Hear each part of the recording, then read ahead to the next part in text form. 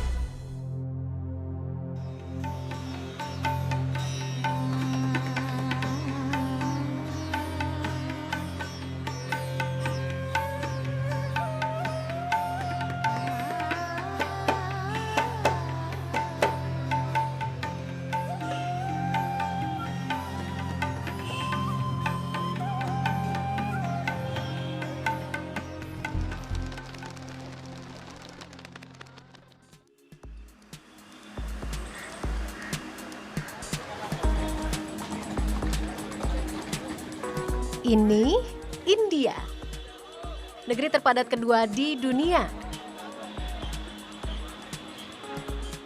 Ada 1,2 miliar manusia yang menjadi penghuninya. Riuh? Tentu saja, tapi itulah daya tariknya, dan saya menikmatinya.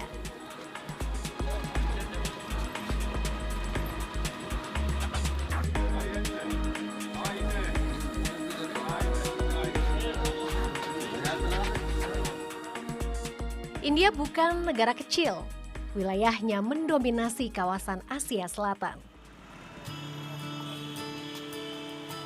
Dan satu lagi, tak boleh kaget kalau kita bakal sering berpapasan dengan sapi dan kera di jalan. Dua hewan ini dianggap suci. Sapi adalah simbol pemberi kesejahteraan. Sedangkan kera dianggap penjelmaan salah satu dewa, yaitu Hanuman.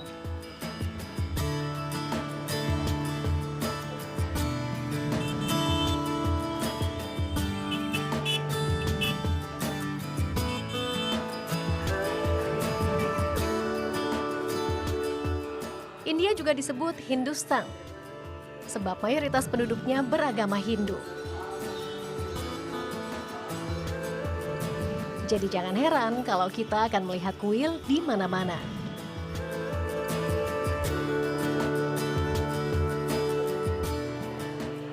Dari 80% umat Hindu di India, hampir separuhnya hidup sebagai vegetarian.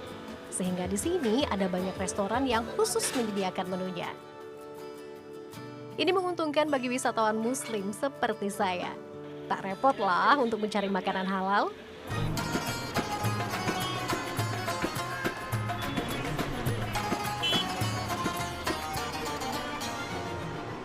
Di India saya sengaja menelusuri jejak budaya Islam. Meski minoritas, Islam berkembang pesat di sini.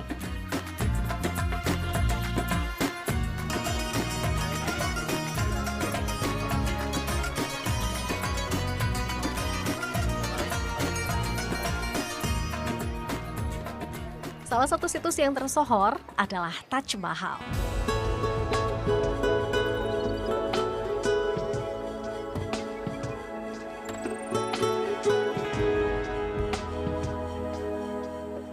Taj Mahal berada di kota Agra, Provinsi Uttar Pradesh. Saya harus membayar Rp1.000 atau sekitar Rp200.000 untuk bisa masuk. Lumayan mahal dibandingkan pengunjung lokal. Kalau warga India sudah bisa masuk dengan hanya membayar Rp8.000 saja.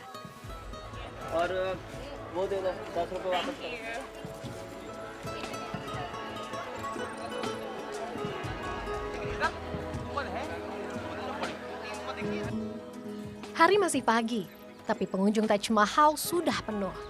Setiap tahun lebih dari 6 juta pengunjung mendatangi tempat ini.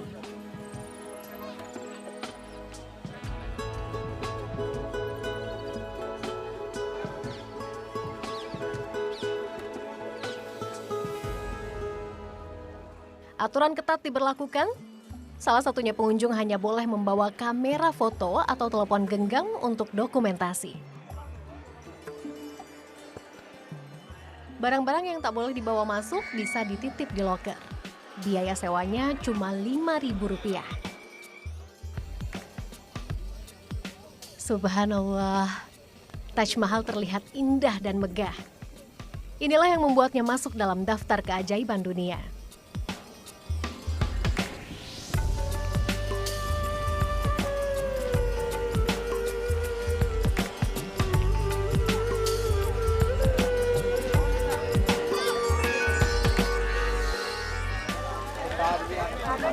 Nah, sebagai satu dari 7 keajaiban dunia, Taj Mahal ini disebut sebagai bangunan yang paling simetris. Jadi keempat sisi Taj Mahal itu bentuk, rupa maupun ukurannya sama persis.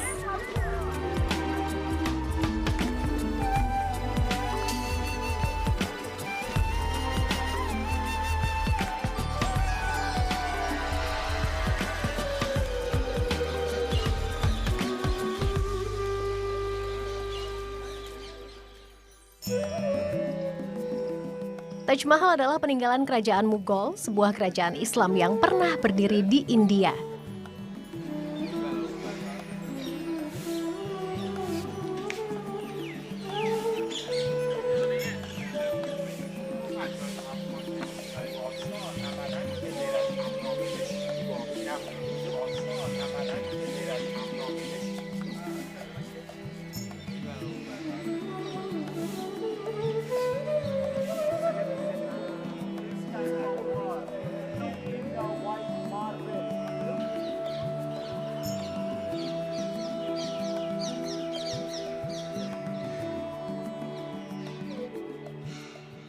Pembangunannya dimulai dari tahun 1632 dan baru selesai 22 tahun kemudian.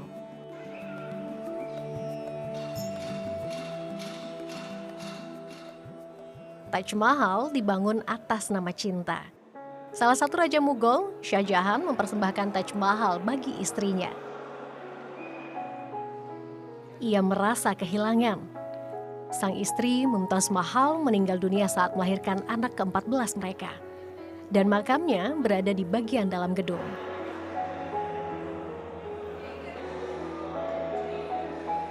Siapa sangka bangunan cantik ini menyimpan kisah duka di balik segala kemegahannya.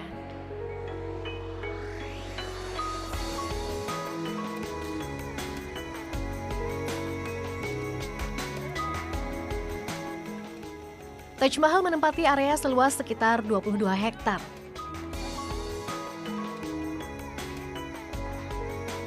Dari sini kita bisa melihat aliran Sungai Yamuda. Inilah sungai yang memegang peranan penting bagi penyebaran agama Islam di India. Lewat Yamuna, Islam dibawa dan disyiarkan oleh para pedagang dari Turki, Afghanistan, juga Arab.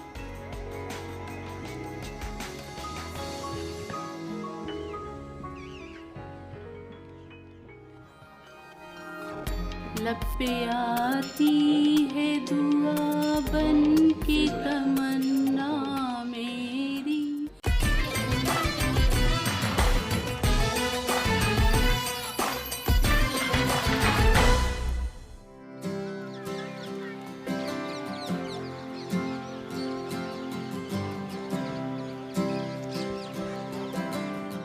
Di kawasan Taj Mahal berdiri juga sebuah masjid agung. Bangunan ini didominasi dinding bata merah khas arsitektur kerajaan Mughal.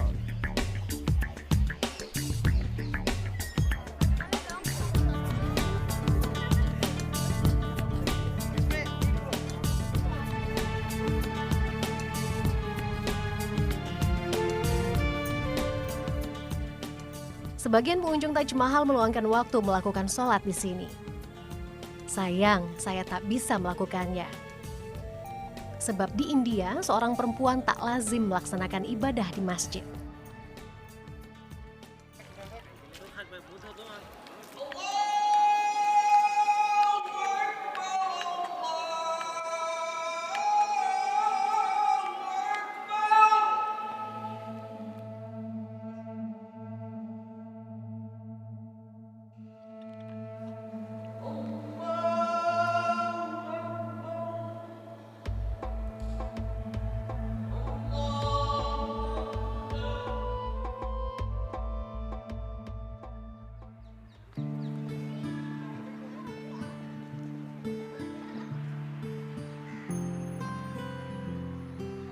Saat dinasti Mughal berkuasa, Islam menyebar luas di seluruh India.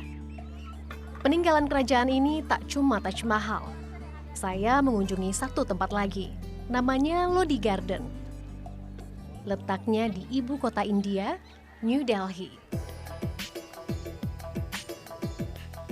Taman Lodi meliputi area seluas hampir 100 hektar. Masjidnya diberi nama Bar-Gumbad. Bagian dinding masjid dihiasi ukiran kaligrafi.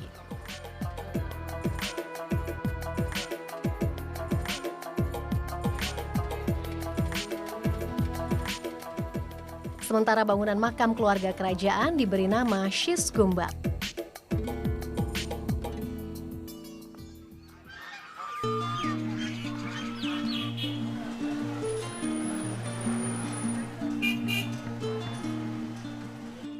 Islam telah menjadi bagian penting di India sejak abad ke-7. Jumlah pemeluknya di negeri ini terus bertambah. Kini sekitar 16,4% penduduk India adalah warga Muslim.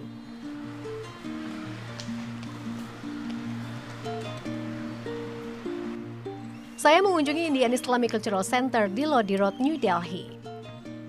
Hidup sebagai minoritas, toleransi menjadi kunci utama untuk bisa berdampingan dengan damai.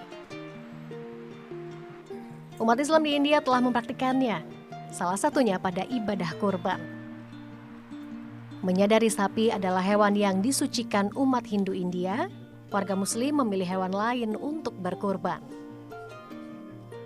So we can sacrifice our animals on Eid-ul-Zuha festival. There is no restriction. We don't slaughter any cow. We only slaughter sheep, goat, and buffaloes. In India, we have the freedom to practice our own religions. In India, there are so many religions, hundreds of languages, hundreds of religions, hundreds of communities. They live together. The beauty of the country is this, we are totally integrated. There is no fight between any of the communities.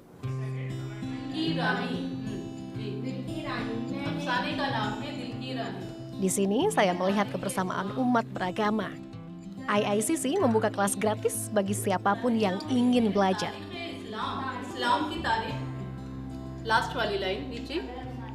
Tak cuma belajar agama Islam, beragam materi ilmiah hingga bahasa bisa dipelajari. Yang menarik buat saya adalah kelas bahasa Urdu. Inilah bahasa yang digunakan mayoritas Muslim India. Banyak warga non-Muslim yang berminat mempelajarinya.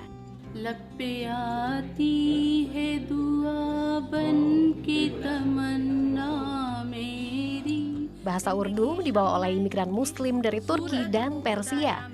Bahasa Hindi dan Urdu pada dasarnya memiliki kemiripan. Akarnya sama, yaitu bahasa Sanskerta. How the exercising Urdu language in India right now? अहमियत है, जैसे कि कहा जाता है उर्दू एक हमारी लश्करी ज़बान पहले बोला जाता था और आज उर्दू जो है अदबी तहज़ीब से वास्ता है इसका, जो इंसान में बहुत ही इम्प्रूवमेंट या बहुत ही एक अच्छा बदलाव पेश आ जाता है। इंसान के बोलचाल में, रहन सहन में बहुत अच्छी तरह उसका वो चेंज हो जाता है, रवैया चेंज हो जाता है। Mr. Akhtar, why you interested to learn Urdu language? Because in India, Urdu is so typical with Islamic language. Urdu is a very delicate, you can say, soft language. It usage is very nice. Even if you speak in the anger, it looks soft. Pendidikan memang menjadi cara mudah untuk mengenalkan Islam. Terlebih di India, di mana Islam menjadi corak di antara mayoritas masyarakatnya.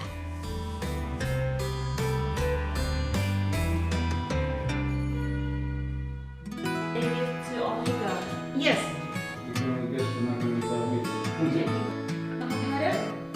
Translation by Beaver. This is translation by.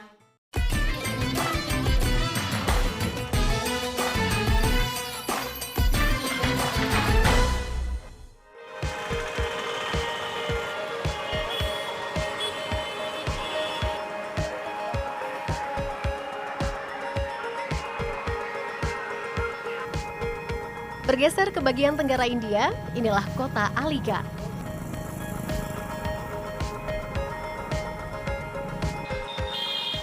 Berbeda dengan wilayah India pada umumnya, di kota ini mayoritas penduduknya beragama Islam. Aligarh dikenal sebagai kota pendidikan. Suasananya jauh lebih tenang dibanding kota lain di India yang saya kunjungi. Banyaknya pelajar di Aligarh tak lepas dari keberadaan Aligarh Muslim University atau biasa disebut dengan AMU.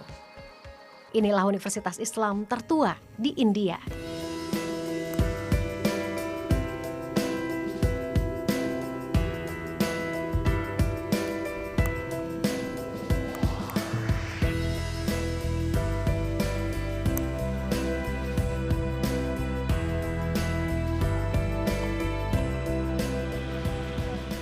Didirikan pada tahun 1875, Aligarh Muslim University dulunya bernama Mohammedan Anglo Oriental College. Salah satu yang paling terkenal dari AMU adalah perpustakaannya, Maulana Azad Library. Perpustakaan ini menyimpan lebih dari 18 juta koleksi buku dan 55.000 jurnal.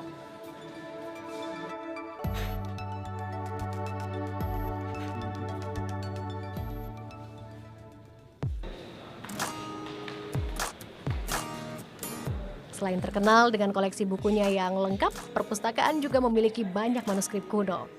Peninggalan berharga ini disimpan dalam ruangan khusus dan tak bisa diakses sembarang orang.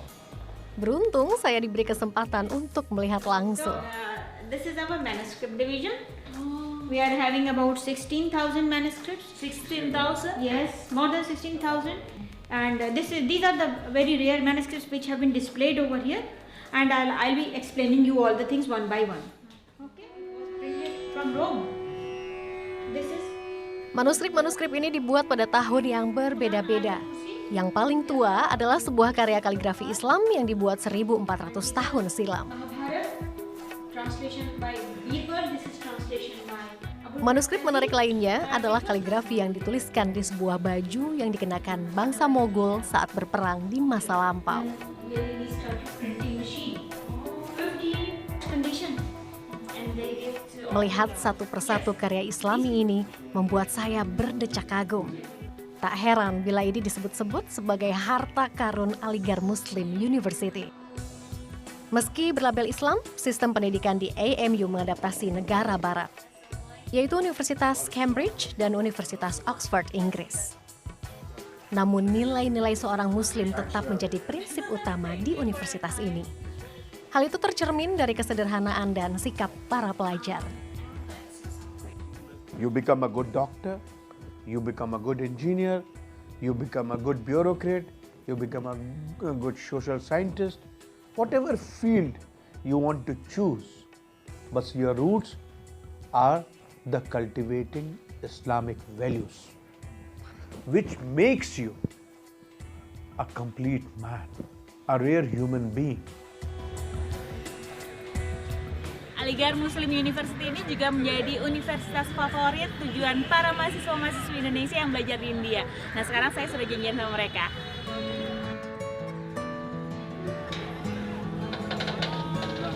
Agak mantap kan?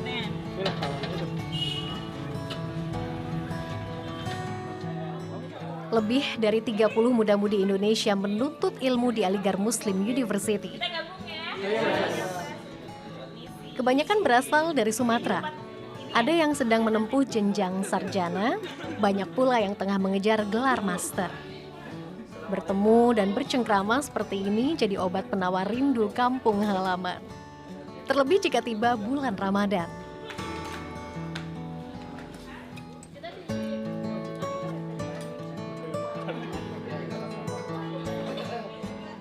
Udah jauh berbeda sih Mbak kayak di Indonesia karena kan Aligarh itu mayoritas Muslim. Nah jadi suasana Ramadan dengan di Indonesia hampir sama dengan di Indonesia. Jadi kita sedikit diuntungkan sih sebenarnya kuliah di Aligarh. Jauh berbeda dengan di kota-kota besar seperti Delhi. Kalau di Aligarh pas Ramadan tajilnya ya sama sih sebenarnya kayak goreng-gorengan gitu juga. Ada agar-agar, cuma ya rasanya berbeda.